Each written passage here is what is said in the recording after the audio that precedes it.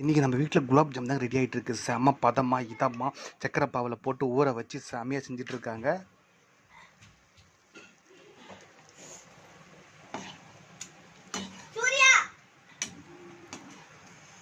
நல்லா பொன்னிறமாக கரெக்டாக பக்குவத்தில் அப்படியே எடுத்து திருப்பி விடணும். அதுக்கப்புறம் ஜீரலில் போட்டால் சூப்பராக இருக்கும். சேப்பு விதவிதமாக இருக்கும்.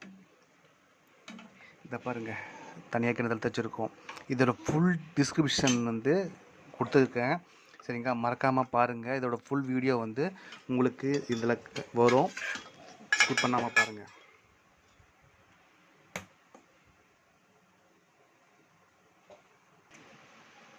குட்டி பசங்க ரொம்ப பிடிக்குங்க. பாருங்க எப்படி இருக்கு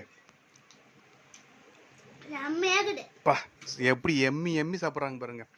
சூப்பரான குலாப் ஜாம் நீங்களே வீட்டில் ட்ரை பண்ணி பாருங்கள். மறக்காமல் லைக் பண்ணுங்கள். பாய்.